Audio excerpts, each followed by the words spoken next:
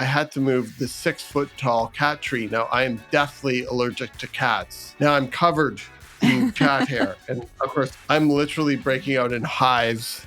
The photographer was supposed to be there at 10. He's in the shower at 9:30. The dog stuff is all over the place. I just threw it in the stairwell. And unfortunately, the door closed behind me and I'm in my sock feet and it's winter. They had this stunning, gorgeous loft space with very delicate stone counters in their washroom. And the seller specifically said to me, when your cleaners come in, do not use anything abrasive on these counters. They're like very sensitive to chemicals. It can, only use natural cleansers. And so, of course, the cleaners go in and then 24 hours later.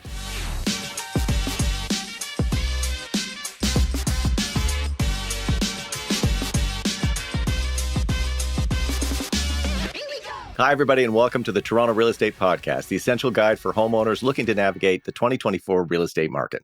Today, we're jumping into the art of preparing your home for sale. With the expert guidance of our in-house professional stager, Kathy Mighton, we'll uncover the behind-the-scenes secret to transforming your property into a buyer's dream come true. From decluttering to budget-friendly design tweaks, learn how to showcase your home in its best light, making it irresistible in next year's market. Stay tuned as we reveal professional tips and tricks to jumpstart your property's appeal on and off camera and maximize your sale potential. My name is Ian Busher. I'm a broker with the Fox Marin team. Keep your number handy. This is Kori Marin, in-house hype girl and resident expert listing broker.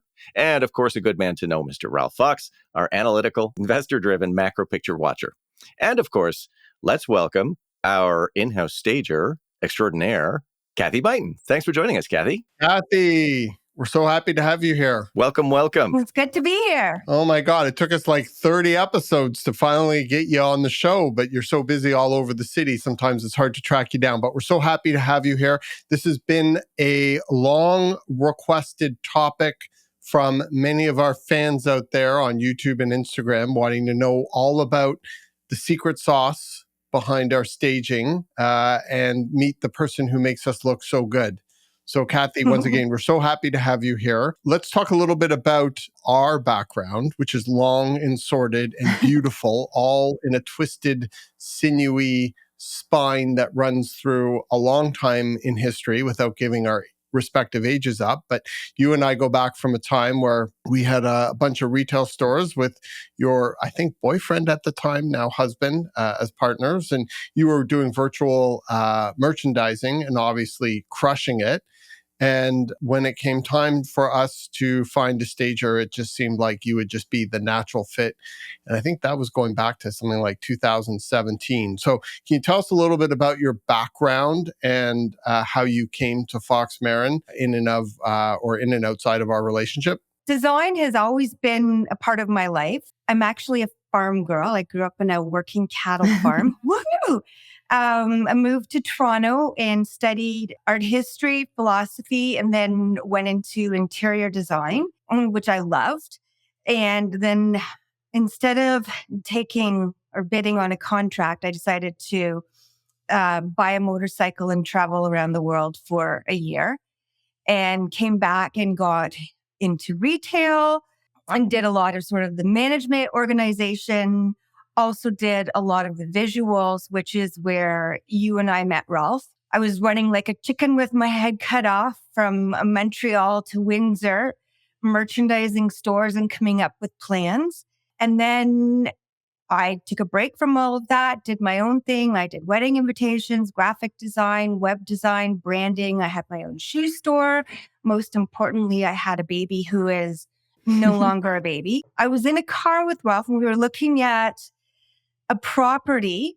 And I said, Ralph, how many people are you considering for this job, for this position? And Ralph said, Kathy, look in the back seat. See all those hidden people? Those are all the other people who are looking for this or who were whatever considering. And it was kind of crazy because it was at that right time and the right place. And boom, my dream job that I didn't even know was my dream job landed in my lap. I love that Very story. Nice. And you were like my guardian angel at the time because prior to you, Ralph and I were the Fox Marin stagers. So We would source all the furniture. We would move everything ourselves. We would rent a truck. We'd go to the warehouse at like 5 a.m. and pack it up. And then I would sort of pseudo stage, and then Ralph would schlep everything around for me. And then we'd be like, oh my gosh, this couch doesn't even fit. We need to get a different couch. And we would just schlep it back ourselves, or we would like run off to West Elm at the last second and try to buy a chair or a bench. Or it was absolute madness and chaos to like the 10th degree when Ralph and I were our stagers. And when you came in, it was just like a shining light, especially for me, because I was literally losing my mind. I was like, oh my gosh, I can't be a buyer agent, a listing agent, a social media marketer, a copywriter, a stager, and a broker owner all at the same time. So thank you so much for accepting the role and changing the look and feel of what we present to the sellers and to the public out there because of your amazing talents and creativity. And I don't know what we'd do without you. So thank you so much for accepting that invitation from Ralph. Aww. So I am so happy about it. So you've been with us how long now then? 5.5 years. Wow. It does feel longer. Yeah. It feels like forever. And it's been an awesome journey. Yes, it has. So what do you love most about doing what you do? Like what really, really, really turns your crank about staging and about the process and about working with clients and all of that? Like what makes you most passionate about doing what you do? The way my mind kind of works is we look at a property and then I have sort of our target buyer in mind. So it's Joe and Sheila with a baby on the way. And then I look at the space and, how are Joe and Sheila going to live in this space? Where are they going to sit and have their coffee in the morning? Where are they going to watch their TV? And I sort of, with the right person, I kind of create a little fairy tale of their life, which is a lot of fun. I love doing that. What do you think the biggest challenge is about doing staging? Well, sometimes working with sellers and making sure that, you're going in a very fraught time for them. Yeah. And making sure that they're not insulted when I take away their picture of Bertha, that they feel comfortable in their space, making all of the pieces come together and then pivoting and making it all come together again when the mover isn't ready on this day, the elevator booking isn't ready, and making all of the pieces come together. I would say also all of the physical. I just did a 4-level townhouse with like a couple of extra stairs because it had crazy high ceilings. It was stunning. But I think by the end of it, I had probably climbed the CN Tower a couple of times. With a carpet on your back. Exactly. And this is one of the things I will say about Kathy that most people don't realize, but you gave part of it away talking about how you grew up on a farm and you're a farm girl. You can lift about 6 times your weight. So sometimes. Yeah, I've seen it. It's amazing. I've seen it in person. It's amazing. It is amazing. One more question for you before I pass this over to Kori. There's a lot of people out there that think that staging would be their dream job, but I think they have a much more romanticized version of what the job actually is. Like a lot of jobs where people tend to just over glamorize it because they romanticize what they see as being the positives or the wonderful aspects of it without really seeing what really goes behind staging a beautiful property and making a seamless experience for sellers. So what do you think some of the myths would be about staging that people have perceptions about it as a profession, but yet they really don't understand what is actually happening behind the scenes? Well, the first myth is that it's easy and anybody can do it. The staging in and of itself is the most rewarding part. But in doing that, there's the getting the property ready for sale. It's making sure that, we've got trades booked, that everything is done, making sure that we've got a timeline, that it's done within X timeline, and then is actually visually planning the staging, it's packing. It's a lot of work. You're telling a story of a space.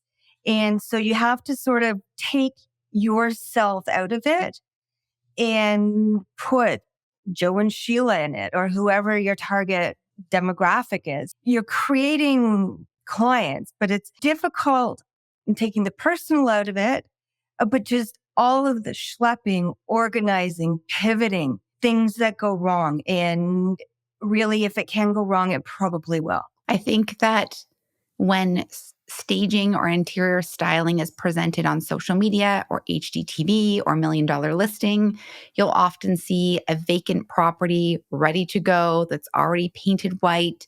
There's no sellers living there. There's no furniture. And then boom, they've got like 20 people arrive on site on these television shows and they fit in all It's this a gorgeous furniture. sunny day. Yes. Yeah. All Yeah. the furniture just fits in effortlessly and they throw in a few flowers and tulips and then voila, you see your before and after and you do not see what actually is happening behind the scenes. And I would say that a lot of it has sellers' responsibility to prepare the property for sale before you, Kathy, even get there and work your magic in trying to get clients to pack up their stuff and declutter and move it into storage and move it into their locker and then to get the repair people to do the work and then for them to be okay with the quotes and like just the project management side of getting the property in decent shape just to do the fun part is probably the part that is never really showcased anywhere and where I think most people would feel not as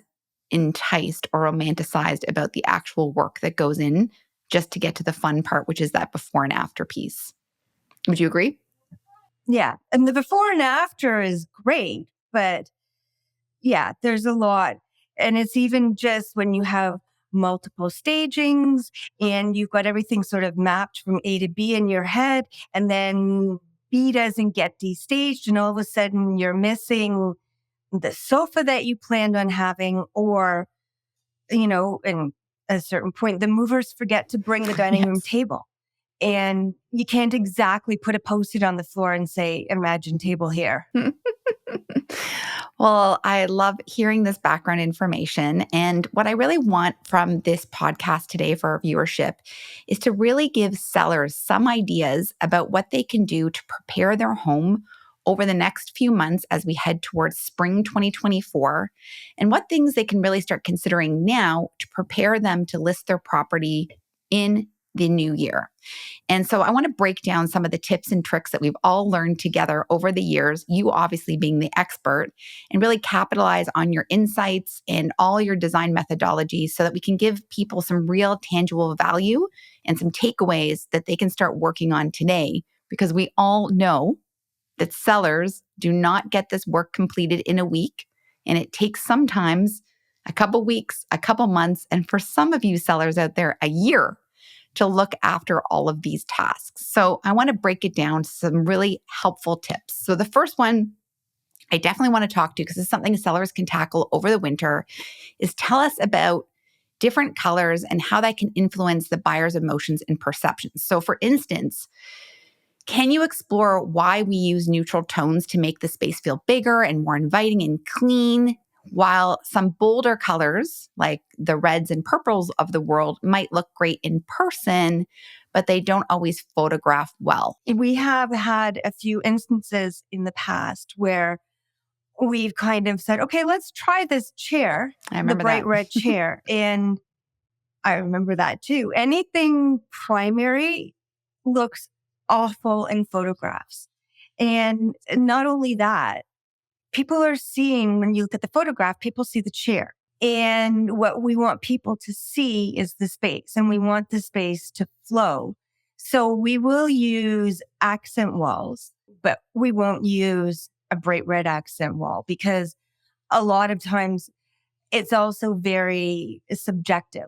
And a lot of people won't even look at it because of that. So neutral has the greatest appeal. It showcases the space. Although an accent wall, like I'm looking at the wall behind Ralph's, it does add it adds drama to Dimension. the space. Yeah. But a nice, clean, like if you're not going to do anything else, a nice, clean coat of white paint just brightens the space. Mhm. And makes it I feel completely agree. The white always photographs so beautifully. It showcases the space. It obviously feels bigger. And then the other thing I love about the white that we often encourage our sellers to use is that it just neutralizes any smell in the property. It makes it feel newer. It makes it feel more easily able to imagine yourself in the space because you're not distracted by anything else. And it also makes any space feel more contemporary. So you can take a very dreary, dated space, let's say something that was built in the 90s, and then freshen it up with a white coat of paint. And then all of a sudden it can feel crisp and really change how it feels. So that's something sellers can certainly tackle this winter, is to get into your spaces and definitely give it a nice white, crisp coat of paint. Is there a particular white that you like, Kathy?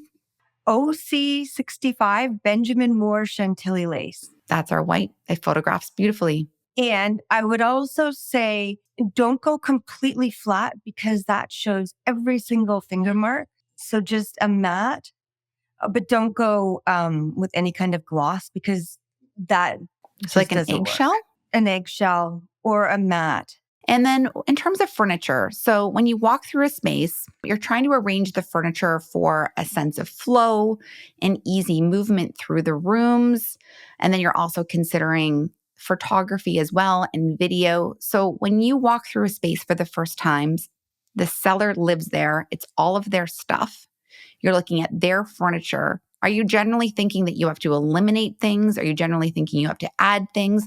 How are you considering flow of space when it comes to furniture? Furniture blocks the flow of a space. So a lot of times when I go in, I'm looking at a room that has way too much furniture or sometimes not enough. So things need to be edited. One of the things I found after COVID was everyone was just sitting at home ordering stuff and installing stuff. Like if you had like an average clutter scale of people's spaces, I think after COVID, most people had like a clutter of 7 or 8 after COVID, we're at like a 12. Everybody just started getting more and more stuff in their house and putting more and more storage and more DIY. Like it became a much different feel walking into somebody's house pre-COVID versus after COVID. Absolutely. The case in a lot of places is when a space is cluttered, it means that there's not enough space. And that's what it tells people.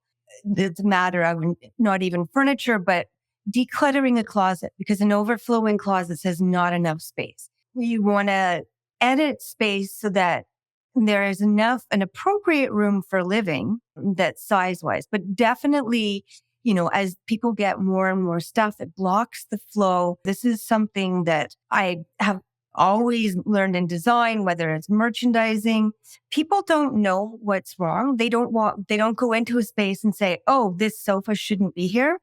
They go into a space and something doesn't feel right. Mm-hmm. And it's a subtle thing that most people don't know. But when you fix it, they do know. So one thing I know for sure with our sellers, after we've walked through the space and perhaps you're considering adding some items, editing some items, or swapping some items around, they get really stressed about what to do with the items that you're not going to be using. So what do we tell sellers to do with their stuff? Are we saying like put it in storage, sell it? Like that seems to be a point of contention and very highly stressful for people. Well, I'll make a list of what to keep, what not to keep, what to store. We have movers, we have a storage space, so we can help facilitate that for them. So I have a question. People generally have a lot of emotion attached to their stuff. Mm-hmm. Sometimes with certain personality types, people become almost immobilized with dealing with their stuff, and it becomes a real stumbling block. And some people are aware of it and others may not necessarily be aware of it.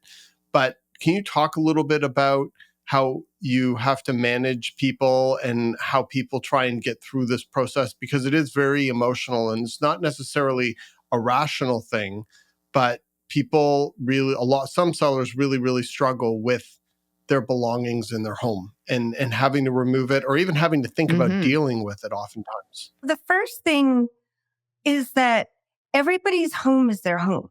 And so when you go in, it's their memories, it's their stuff, it's their stories, and it means a lot to them. Not that it doesn't mean anything to me, but I'm not attached to their stuff. I'm not attached to how they've been living. I'm attached to sell this space. So I will gently encourage them to store things. And, we have done this in the past as we've had professional people come in and help with packing stuff away. And I'll give them a list of what to pack. The bottom line is we are all on the same page. We all want to sell a property, and it's difficult. And I get that it's difficult with people. I've sat in, a home with a woman whose whole life was there, and she's crying because she's giving away her memories and it doesn't feel like her home anymore. So it's just being understanding and realizing to people that we're not selling their life. They are moving on to a new life. So they're going to put it in a box and they're going to unpack that box somewhere else. They're starting a new chapter, so they have to close this one. Totally. Yeah, it's never personal, right? I often say to people as I'm walking through with Kathy looking at a place is there's staging and there's real life, and the two are very, very different. And this is your house and it's beautiful for real life. Staging is done for the sake of the photographs, for the sake of the sale only. And then I will joke and say, do you want to watch me wreck the staging? And I'll just walk in and take my shoes off and throw my bag on the floor, because that's all it takes, right? You're trying to make something look its very, very best. And that means minimizing, neutralizing, and it's not personal at all. It's not how most people would live. Some people live like their life is staged. But for most people, stuff is a part of it. And we have to get that stuff out of the way to have it look its best, right? Totally. And you're going to have to move anyways. Well, I think this is always like you're going to have to do this process regardless because you're going to be moving from point A to point B. So this is a perfect time to get rid of that extra stuff, box things away, put it into storage because you're going to be moving it. Donate it. This is the perfect time to do that editing now because you're going to have to do it. But there is definitely, I would say, through the whole process of preparing a home for sale, this generally is the biggest stressor, the thing that people freak out about the most. It takes them forever to do it. Procrastination, beyond procrastination. And many times, and Kathy can attest to this, and I know as your backup, I can too attest to it as well. There's been many times that we've given people lists and checklists and checked in. And then the day the staging is supposed to take place, these people have not done one thing. They haven't packed up one single thing. And I don't think it's because they're trying to be rude. I don't think it's that they don't understand. I think it's just fear and they freeze and they just don't do anything. Depression, anxiety. Yeah. Yes. Yeah, to that analysis paralysis, right? It is always so much easier to work with sellers who are like, here's the keys, do whatever you need to do. And they just take the instructions. Absolutely. They're just like, do what you need to do. And they're not involved in the process. And they just get out of their own way and then just trust that everything will work out. And sellers like that generally seem to sell their properties more effortlessly. They get a really good price. They just attract more buyers because they're just not so entrenched in the details and they can just let go, which is something I was always practicing to do myself. So I'm not saying I would be good at this either, but just letting go and just trusting the team to look after them. And we always will. And I think those are the easiest sellers and the sellers that sell their properties the most seamlessly as well. There's a lot of staging companies out there that won't stage a property unless it is vacant. So that is part of their rules and regulations, whereas we're very adaptable and working with clients at different stages. So depending on the client's threshold for staging, sometimes it is a full staging. Sometimes it's a hybrid approach where we're working with the seller's furniture that's currently there. And then we're just doing a little bit of styling and working with what they have. And other times, I mean, Kathy, you're the best at doing this. They don't want anything done. And they're just like, we call it zhuzhing, where Kathy's like, I've got 2 hours before the photographs. And then you just go in there with some fresh flowers and move around some furniture. You might remake the beds with what they currently have. And that's their threshold for staging. They don't want anything more than a little bit of extra. So we have to be very sensitive to what the sellers are capable of managing and working with them at all those different levels. Not everybody has the ability to move out of their property, take their 2 kids out for 2 weeks, have the whole place painted, and then all staged. They just don't have the finances for it. They don't have anywhere to go and they don't have the patience for it. So we have to be very mindful of where people are at when it comes to that and then work around it accordingly. Let's talk about some more tips for sellers moving through the winter.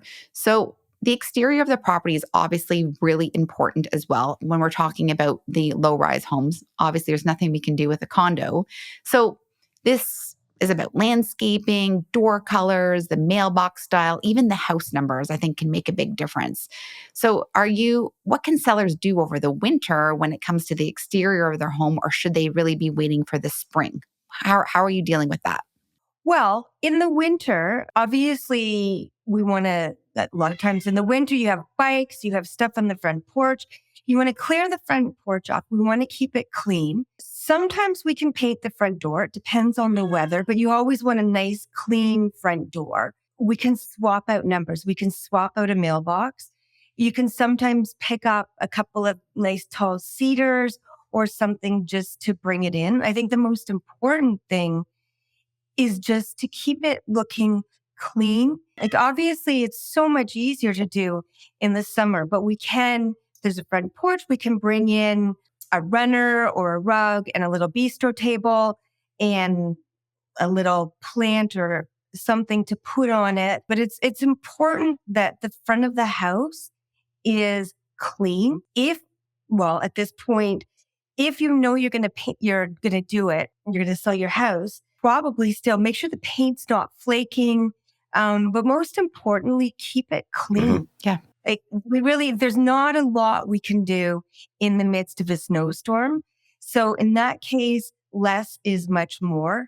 Clean, simple, and keep it shut. Well, just earlier at the beginning of 2023, I had a property in January, and I was going to see other properties in the neighborhood, doing a little research, and the ones that did not have a clean walkway, clean front steps, especially if 8 to 12 inches of snow had fallen the night before, it was really annoying to try to get to the front door. And then also, for the sake of that seller, these people are all dragging snow through the front door too, right? Like, it's almost self-preservation to get that snow so that they have a clear walk, their shoes are clean, their boots are clean when they get inside as well.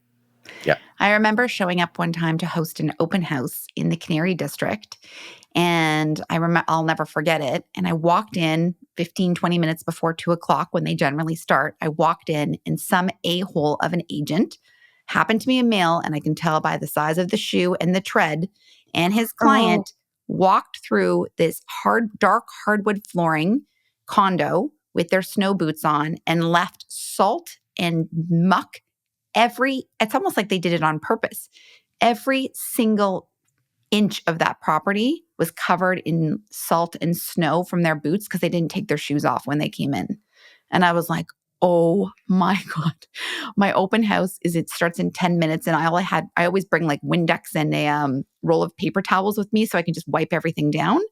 So I just took off my shoes and I just basically sprayed the floor with Windex and cleaned it by hand just to get rid of all that extra snow. So I totally agree. I was also going to add that we just sold a property that has beautiful gardens throughout, and we knew that we were not going to be ready to sell that property until halfway through November. So we sent the photographer in October while the leaves are still on the trees, and they were beautiful colors, and we used some of those. So this is not something you can do in the winter, but if you do know that you might be selling while the weather is bad, take a few shots of the backyard, even yourself. Yes. They won't necessarily be our hero shot, the front of the listing, but they might be handy for people who ask, what does the backyard look like under all that snow? What does the front yard look like under, when it's not all sticks and muck, right? That's a really good idea. And I would also like to add to that, if you are going to take pictures of your backyard or front yard when the weather is still okay, please take your photos in landscape, not in portrait mode.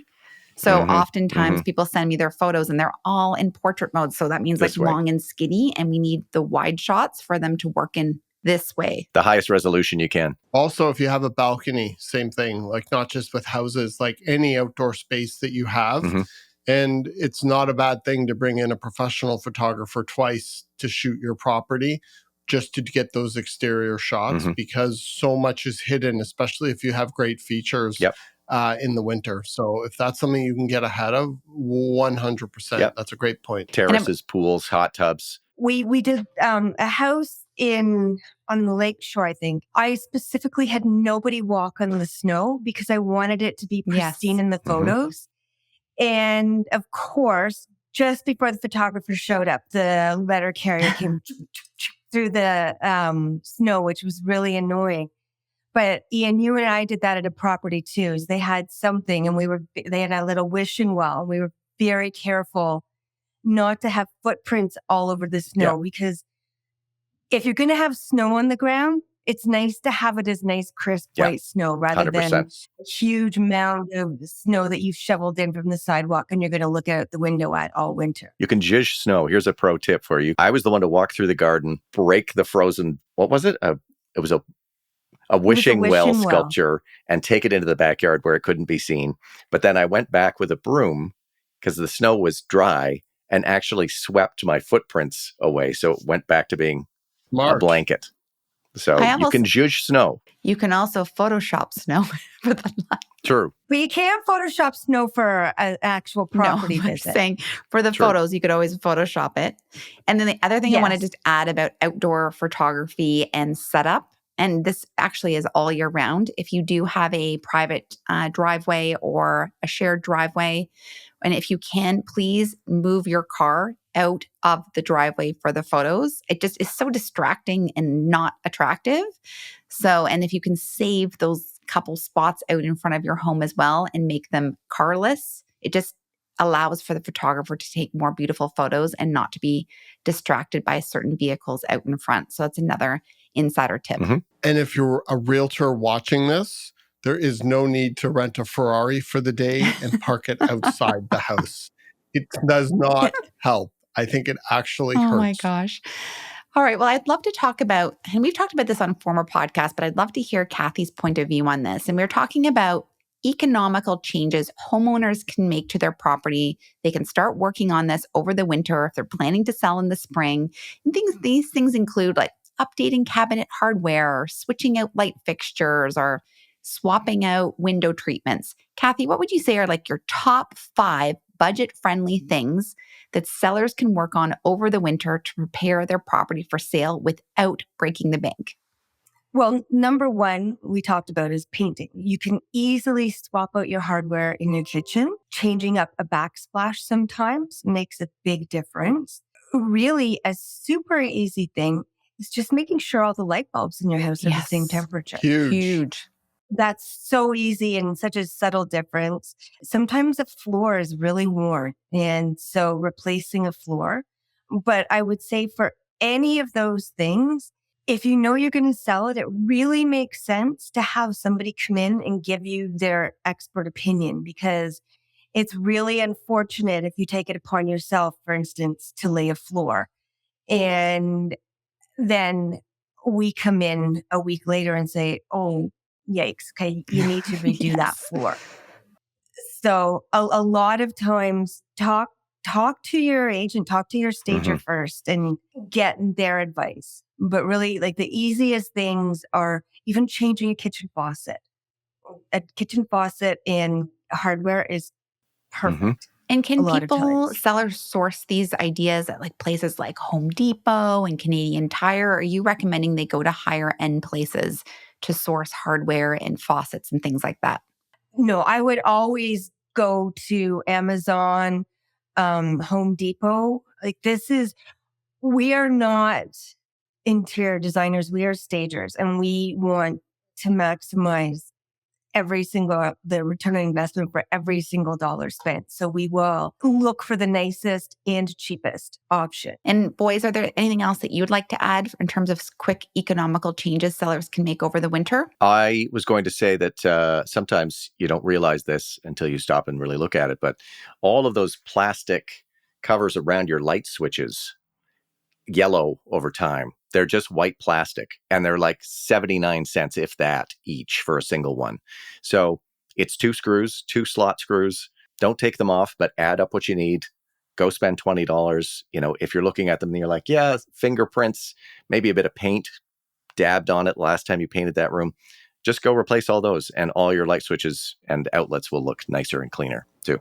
That's a great one. I would say backsplashes, not that expensive or difficult to get a new backsplash that might be a little more modern. So that's something that could be a consideration. A little more slightly expensive. Sometimes countertops and a backsplash can really change the look and feel of a kitchen without really committing to doing too much. In the bathroom, grout. If you've been living in a property for a long 100%. time, that's such an easy way to basically freshen up a bathroom and somebody's experience when they walk into it. Perhaps a mirror, the mirror that you have in your bathroom, that's another way you can add value to your property. Closet organizers, have you maximized the storage space in your closets? Those are all some really simple fixes that could add a lot of value that won't be a major disruption to your life while you're living in the property. And that over time, I think you could really have a great opportunity to add value to your property and the experience of a potential buyer when they walk in. Those are great ideas. I'd like to add one more just to capitalize on this topic. And we've done this before. Kathy and I have cheated on this several times. If you have a bit more of a dated kitchen or something's a little bit more dilapidated, it doesn't make sense generally, listeners out there, for you to renovate your entire kitchen before selling, depending on your price point and many other factors that should be considered. But one little cheat outside of some of the obvious that we've discussed, the backsplash, the countertops, and the hardware, is simply to paint your current cabinetry and then perhaps paint the lowers darker, like a dark navy or a rich gray, and then the uppers at a nice fresh white or reversed, and then putting on that nice hardware. And it just gives the illusion in both the photography and in person that the house has a little bit more of like a hipster vibe to it, and doesn't look so shacky in the kitchen. And we've cheated several kitchens that way. And it's not to pull the wool over the eyes of the buyer, it's just to present the property at its highest and best in photography and video. And generally speaking, the buyers will come in and know that they need to work on the kitchen down the road, but it's just a nice way to present it without it looking like a university dorm room. Sometimes you think that kitchen is dead and that buyer might actually use it for 3 or 4 years that way, right? It kind of gives it a new life. And also painting it those contemporary colors and showing somebody what the new kitchen could look like is great for people who don't have that gift of being able to visualize, right?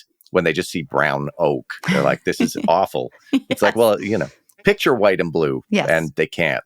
So show them what it could be. Yeah, I love that. Kathy? To that, I think when we stage like a kitchen that is quite dated, we do want somebody to go in and say, not my dream kitchen, but I can live with it, rather than, oh my gosh, it has to go right away. So what my goal is when I make a recommendation for a kitchen is not to put in a whole new $20,000 kitchen, probably a $50,000 kitchen plus, but it's to have a kitchen that works in the interim. Well, and this goes to the point that I wanted to make is if you're watching this and you're in a home and you're like, you know what, at some point, obviously we'll sell our property, but might be a year, might be 3 years down the road. Why not do all this work now and enjoy the benefit of living in your property at its highest and best? And we've seen so many circumstances where people are living in these properties that are somewhat dated or run down, and going to market, we do a lot of minor upgrades that not just only increase the value, but increase the experience of the property.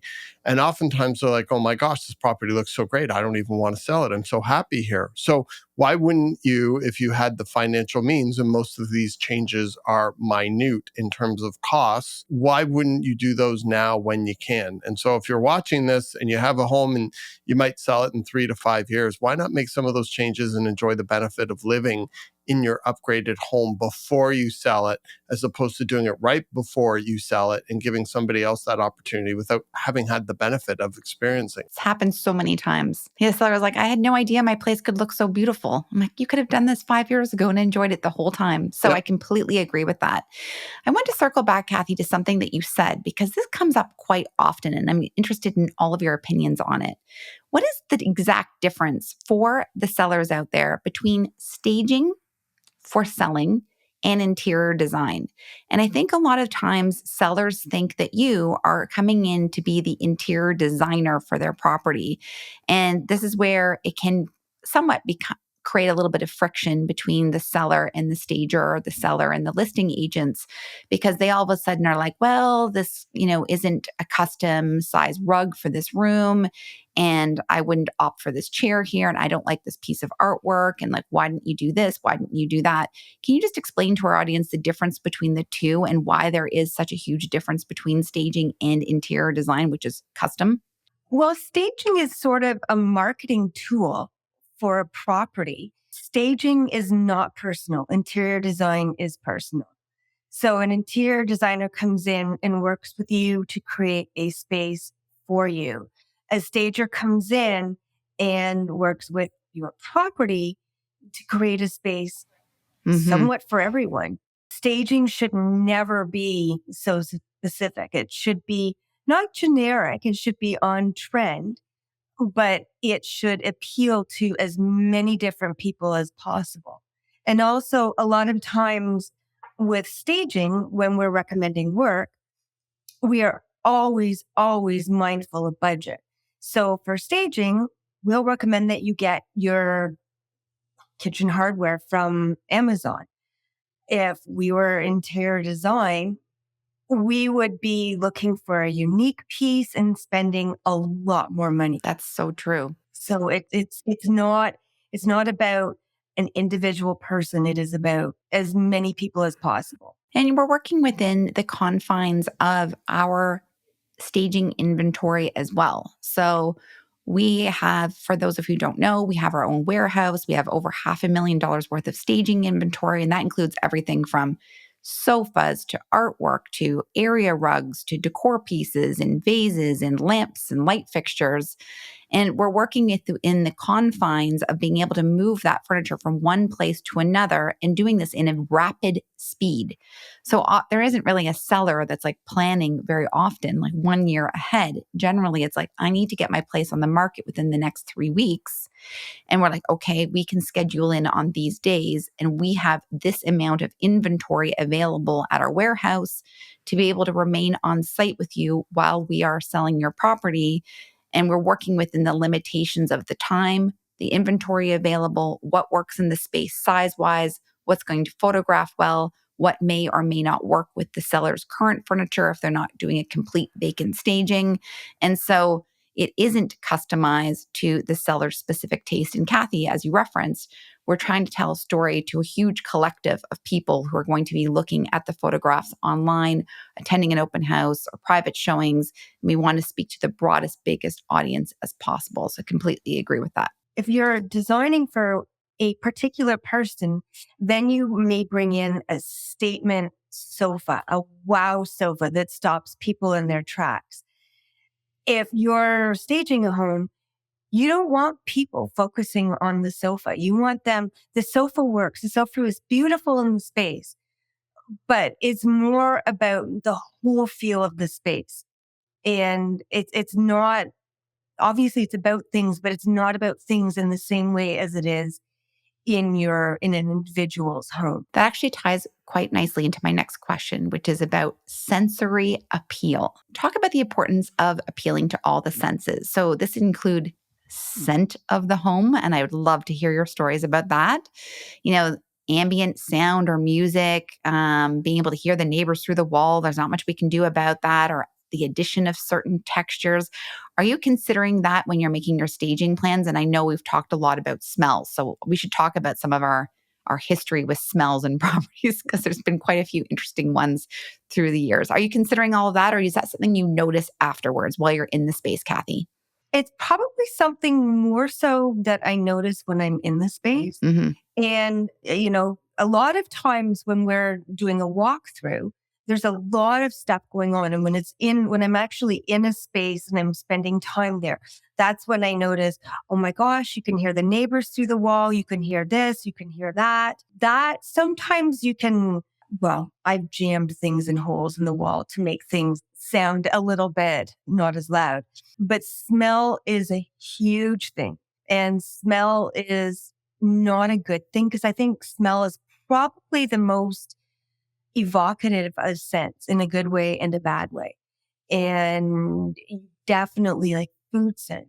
And If somebody's going to be living in a property while it's for sale, you don't want them cooking very pungent foods because it lingers in the air. Obviously, smoking, not cool. I do remember staging a property and the smoke, the person in the unit next was a smoker. That coming through the space it was gross. And then, so you want to mask it, but you don't want to mask it too much because if you walk into a home that smells like a Glade home scent, you're like, okay, what are they covering? So, scent, if it's too strong, you're wondering what they're covering. And if it's not the right scent, it's off-putting. I would say probably the worst scent, cat and dog. And that's a really lingering smell. And I would say that if you have a cat or a dog and you have carpet in particular, we need to get it clean. Or take it out. Because even that, sometimes it's so hard to get that smell out. And everybody has a different sense of smell. And people who have a really strong sense of smell, that will just, I can't stand the smell in here, and they're gone. When I walk through a property, the first thing I do is notice the smell. Every single time. I don't even think I have a strong nose. And I'm like, oh my God, the smell. And I will talk about the smell with the clients the entire time we're there.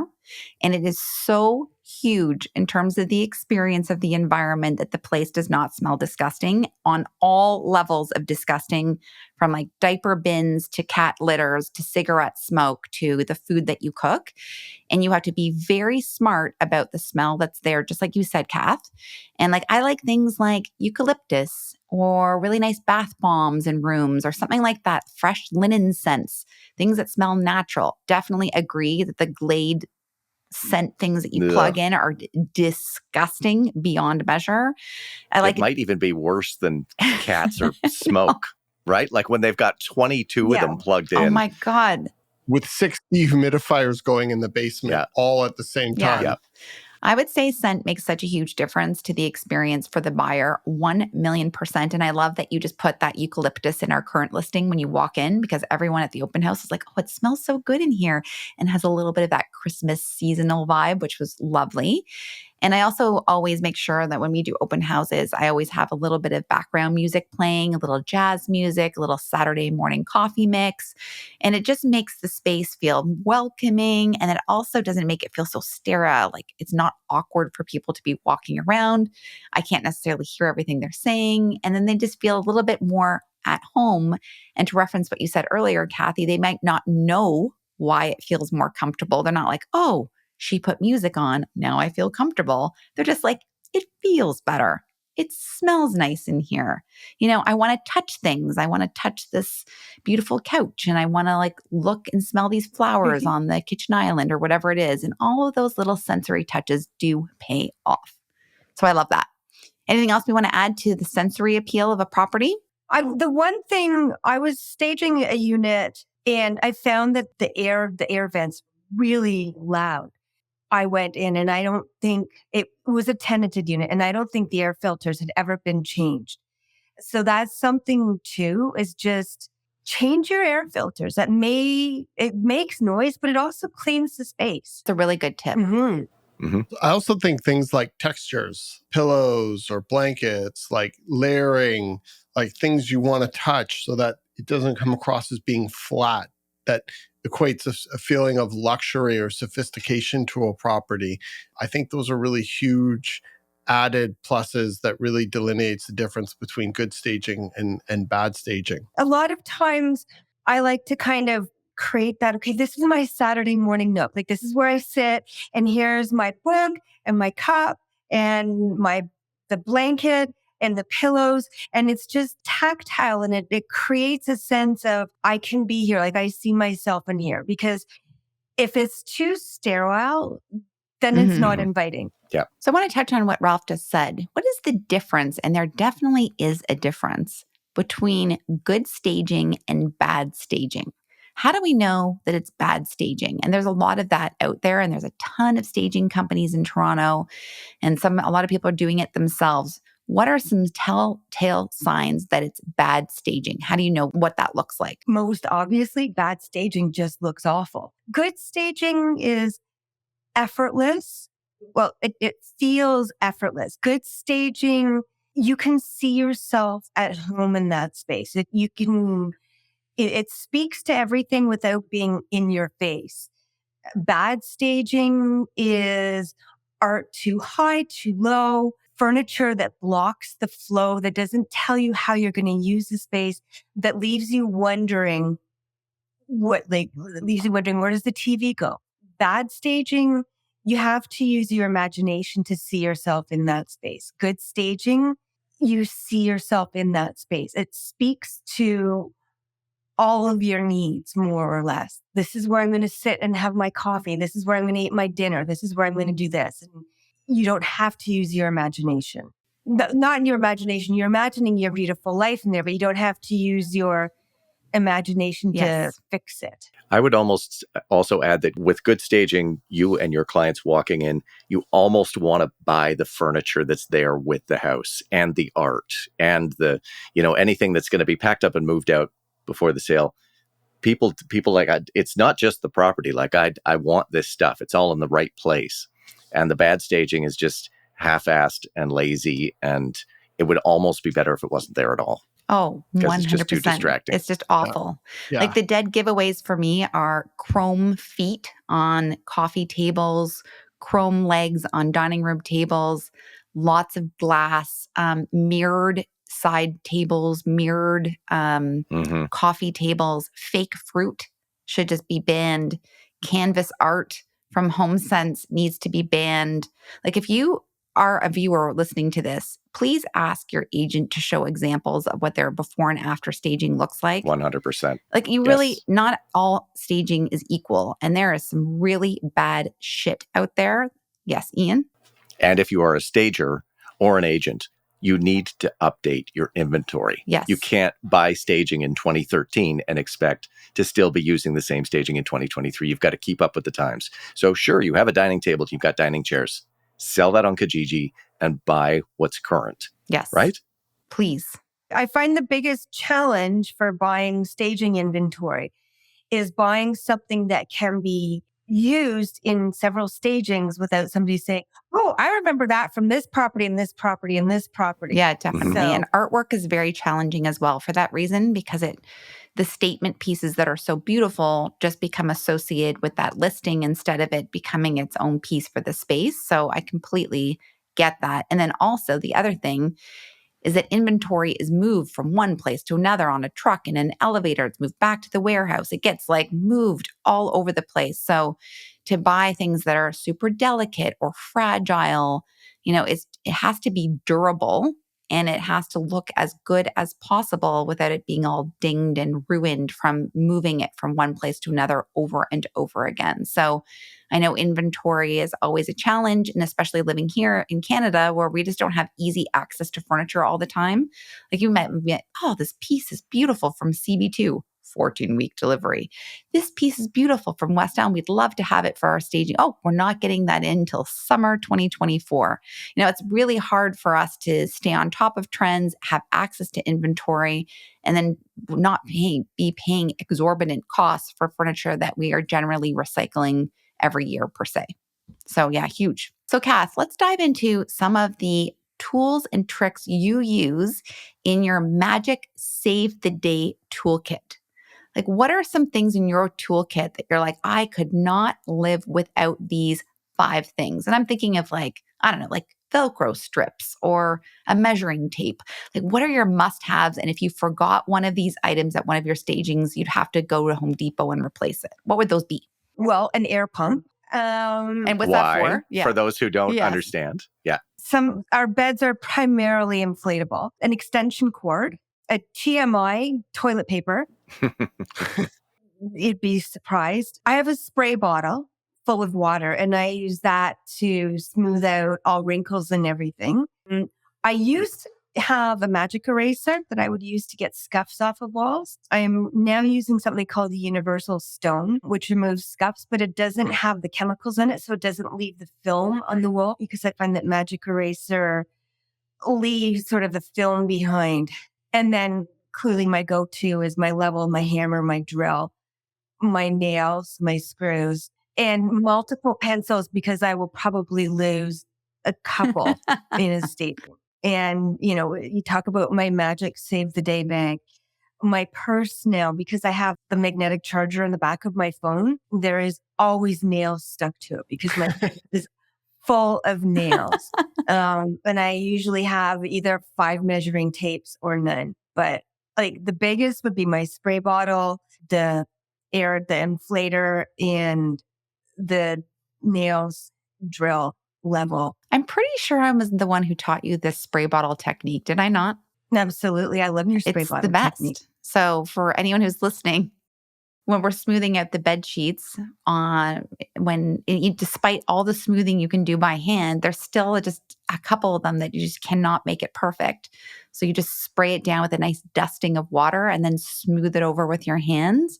And then the sheets look almost hotel perfect, which is the entire goal. And if they don't look hotel perfect in the photos, we'll just go in there and just give them a little photoshopping just to make sure they're extra smooth. So that's always our backup.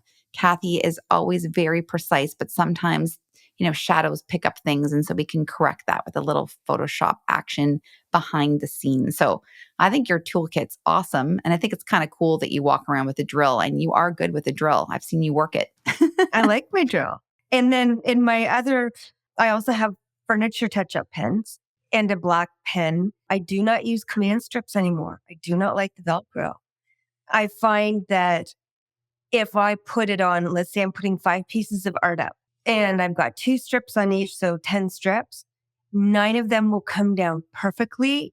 And the 10th one is going to rip a piece of the wall off. 99% good. But that 1% bad is just painful.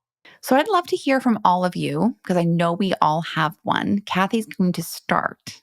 But are there any funny or hilarious or crazy staging stories that you have behind the scenes that you can share with our viewers today? It was an occupied staging.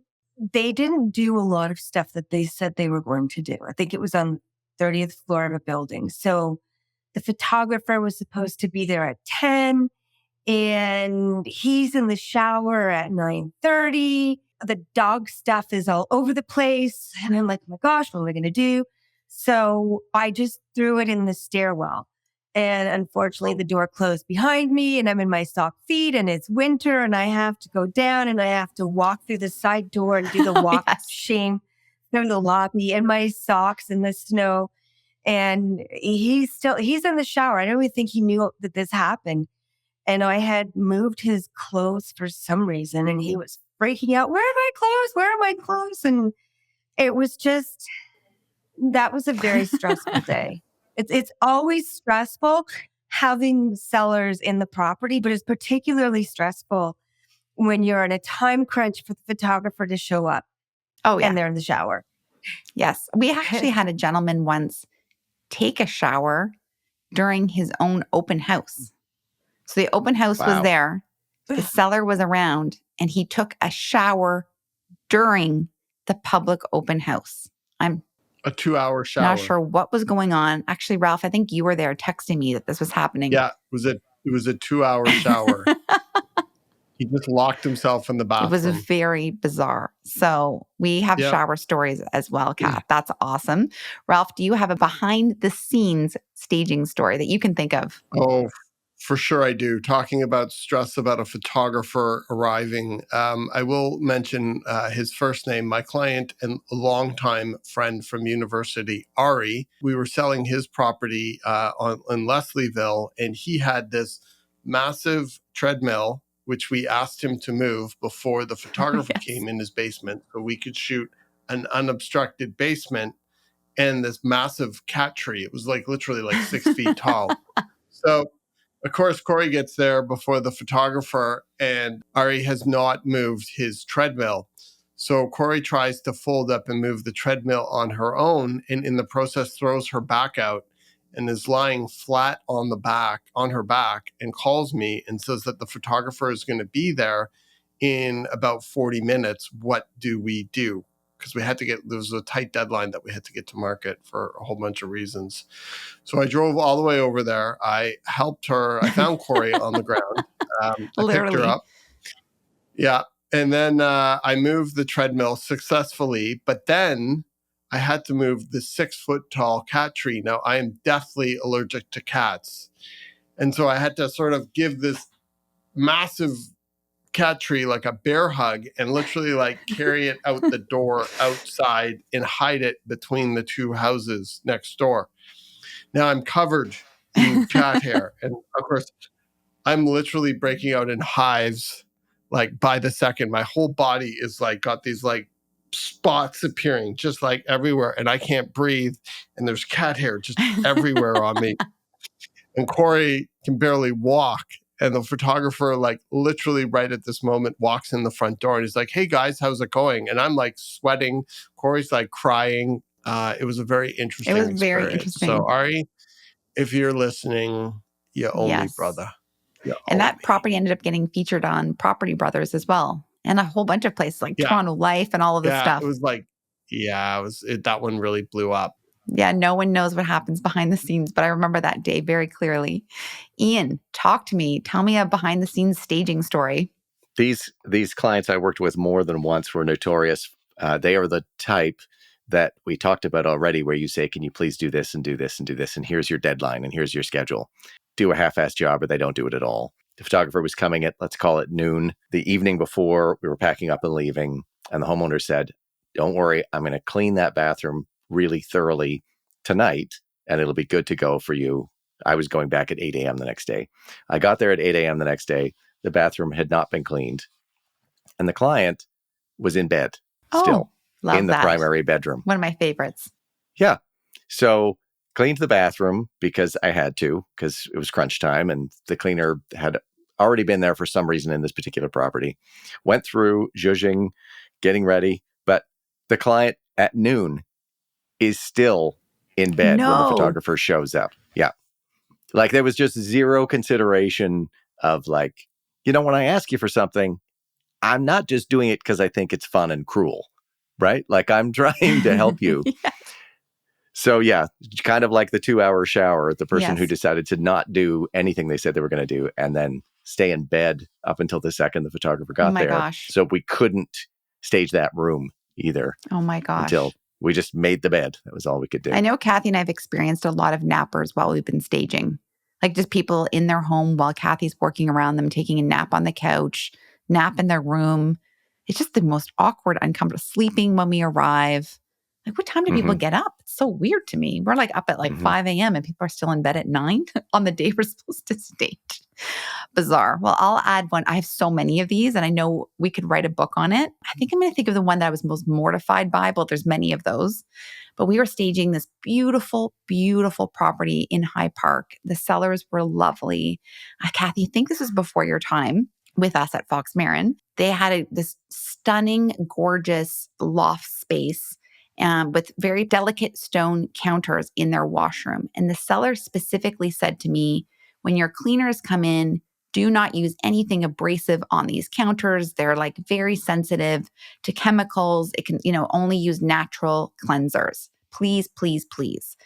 So I wrote to the cleaners. I'm like, don't use chemicals in this house. The stone stains very easily. And so, of course, the cleaners go in. And then 24 hours later, I get all these text messages from the seller. And the cleaner, oh my gosh, used CLR in the bathroom to clean and took the jug of CLR after using it and placed it down on the stone counter in the washroom that was the specific stone that this particular seller was worried about. And it left these circle marks that were the perfect shape of the CLR container, all like almost like rusted into the stone. And that was like the text message that I woke up to. I have never wanted to puke more.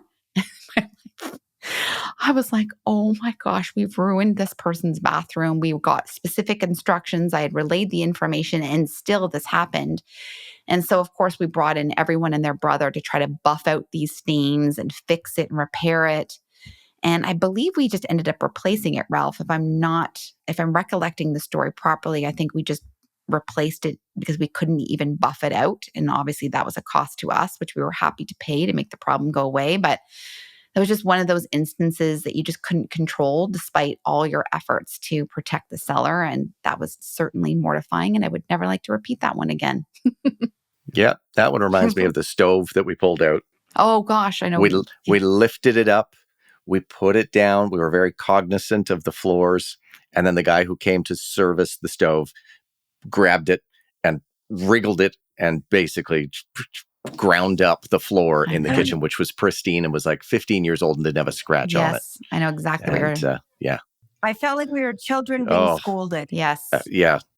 It was really unfortunate. That's really bad. I think I also had, I've also had this stagers movers come in to replace a glass dining room table. And they wrapped it. They did everything you're supposed to do. Like they wrapped it, they taped it. It was like all ready to go. And then they lifted it from all four corners, 2 guys, and the seller's whole dining room table shattered into like 1,000 pieces on the floor right in front of me. I was there. I was like, oh my God. Oh my God. Their dining room table just shattered into 1,000 pieces. Like I was just like, so things happen. I love all this. We should do a whole behind the scenes podcast because there's so many great stories. Kath, over the years, we've had a lot of people reach out to us about working on the Fox Marin staging team, about staging in general. How did they get into it? They're really drawn into the world of interior design, interior styling, and staging. What would be your advice to any up-and-comers that want to get into the business?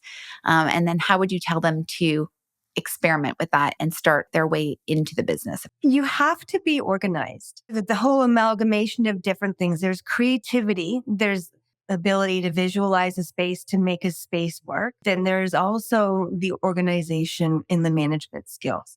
And there's also the people skills. Like it's not interior design. You're not necessarily working with a specific client, but you are working with sellers in a very emotional time. If they're home, you have to work with them. So it's really a combination of organizational skills, creativity, communication skills, and probably just a little bit of insanity. A little touch of insanity goes a long way. Yeah, for sure. It really is. It's a lot of hard work, but I would say, talking about all of our crazy stories and stuff, when I go back and I look through the website at the befores and the afters, I walk away with, oh my God, I'm really proud of what I've done. It's rewarding, but it takes a lot of hard work to get there. But I love doing it. One thing I'll just interject here where you talk about organizational skills, like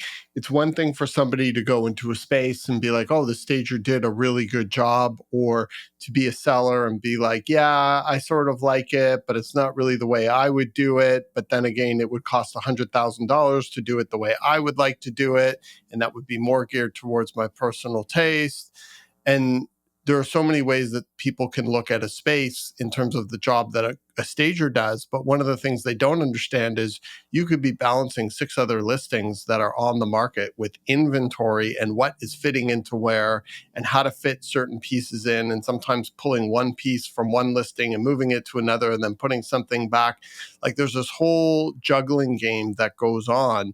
And it's funny because this is just another funny side story. When Kori and I were the stagers for Fox Marin, and we were basically like had a tiny little room which comprised all of our staging inventory, we would time it down to the second. It would be like, okay, offer night on this property is Tuesday, and by Wednesday we're going to move out of there, and then we'll take some of our stuff and put it over here. And if that property didn't sell, like we would actually be in trouble because we had such little inventory. So balancing the organization of all that in conjunction with the magic of transforming a space, it's really using logistically, the rational logistics side of your brain and the creative side all at the same time. And it is not, for anybody who's watching this, an easy job.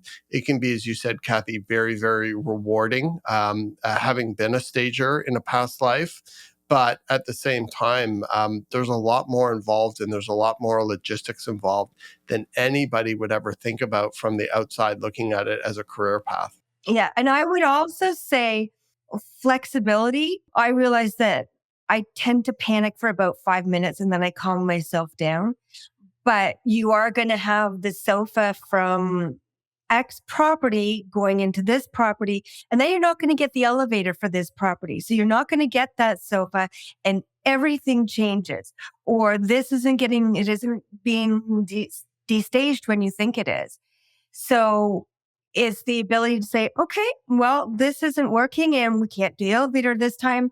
And this is how I'm going to have to make it work. So there will always be something wrong and a challenge.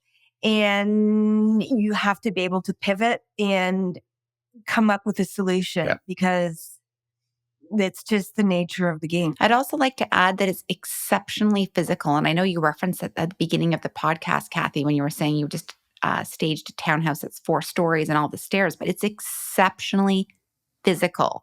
This is like there aren't 10 movers all coming in and then hanging all the artwork for you and placing things, and you're just pointing and telling them what to do. Like you're on your hands and knees, you're rolling out the carpet, you're hanging the artwork yourself, you're standing on beds, you're climbing up ladders. Like it's a lot. It would be interesting for you to wear an Apple Watch and for us to know how many steps you take every time you do a stage and what your active calories are, because it's exceptionally physical. And then on top of that, with the logistics, you're driving like back and forth between the warehouse to the West End to the, Midtown, and you're in traffic, and, it just adds in a whole bunch of other layers of stress that I don't think anyone would ever perceive unless they did it. I think there could be a staging group therapy group for all the stagers in Toronto, and you guys could collectively get together once a week, have a cocktail, and just talk about all the insane things that happen, because there's so many.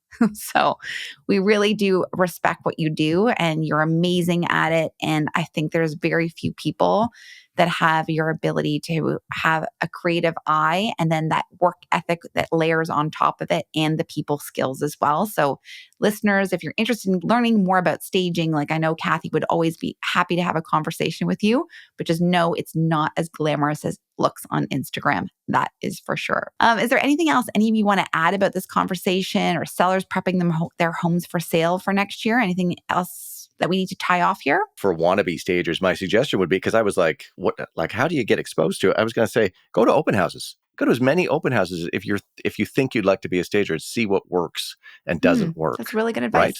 Because we're talking about all of this, and you can flip through realtor.ca or use House Sigma or something to look at as many pictures as you want, but really go stand in spaces and see what works and what doesn't work. And I think, take some notes even. That would be a great place for somebody who's just getting started to figure out. That's great advice.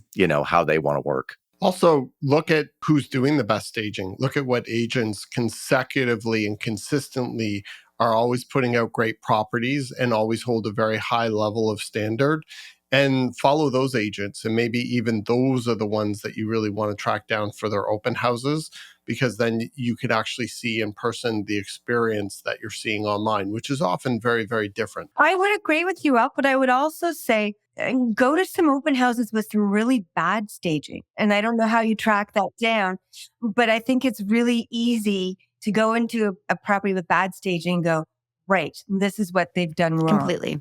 That's a great point. That wraps up today's episode of the Toronto Real Estate Podcast. A huge thank you, Kathy, for joining us and giving us your invaluable insights and expertise in home staging and design. It was wonderful. To all our listeners, we hope you've gathered some key strategies and inspiration to prepare your homes for sale in 2024. Remember, the small touches transform a property listing into a sold story. Keep tuning into our podcast for more tips, stories, and real estate guidance. I'm Ian Busher, alongside Kori and Ralph, thanking you for joining us today. Until next time, keep your homes bright and your futures even brighter. Kori, what do we want people to know about us?